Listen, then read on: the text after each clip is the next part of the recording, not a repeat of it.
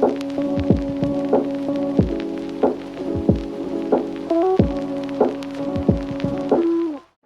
morning, class. Now, today we'll be presenting on input and output in the context of computer architecture. Okay, so when we talk about input and output, what do we mean? Input and output refers to the communication between a computer and the outside world. Input output makes it possible for data to enter into a computer system and also be sent out as results.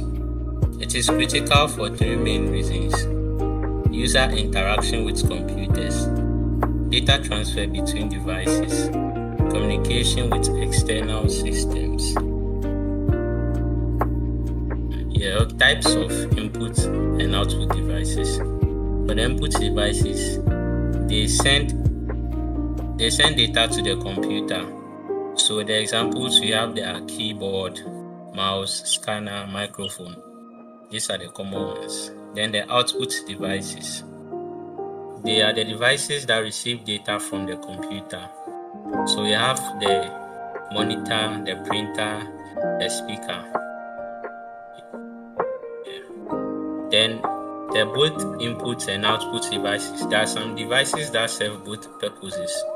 So we have the touch screens on our mobile phones.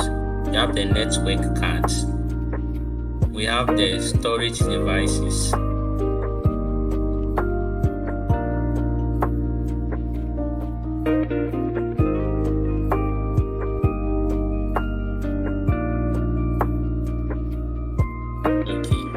So the input-output subsystems. The input-output subsystem is a critical part of the operating system that manages all input and output operations. And the key components are the device controllers, interface between devices and systems, input-output modules. They handle data transfer. We have the input-output buffers. They temporarily store data.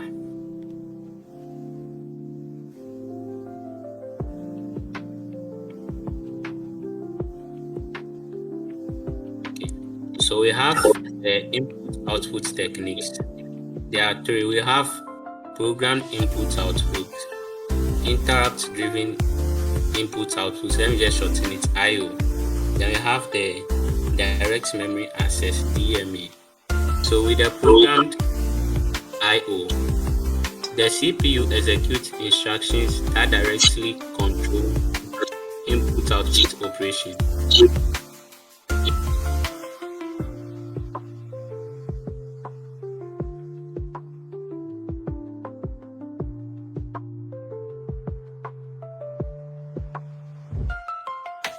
So with the interrupt-driven, the CPU initiates input and output and continues other tasks. The device signals CPU with interrupt when operation completes. The direct memory access. Special hardware that transfers data between memory and I/O device. CPU is only involved at the beginning and end of the transfer.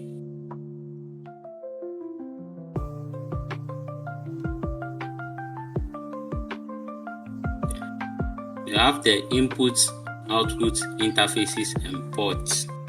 So the common interfaces, we have the USB, that's the Universal Serial Bus. We have the SATA, or also known as the Serial ATA. We have the PCIe, which is the Peripheral Component Interconnect Express. So the common ports, we have the parallel and the serial port. We have the HDMI port. We have the Ethernet port. Okay, so we shall compare the memory mapped input-output versus the isolated input-output. There are two main methods of accessing input-output devices.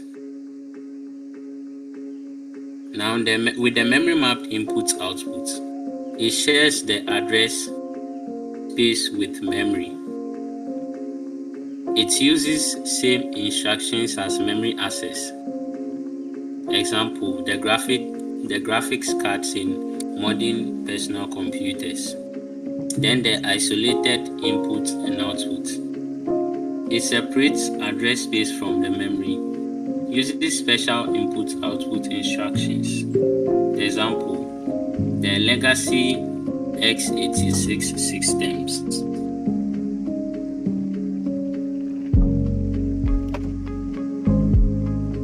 The modern input and output technologies. So in short, in summary, the latest technologies, the USB 4.0 and Thunderbolt. We have the NVMe storage. We have the wireless input-outputs. That's the Bluetooth and the Wi-Fi. We have cloud storage and remote input-output. So our key takeaways from this presentation is input and output is essential for computer functionality. Multiple techniques optimize performance. Input-output often create system bottlenecks, and modern interfaces continue to evolve. Thank you for your attention. This concludes our presentation on input and output in computer architecture.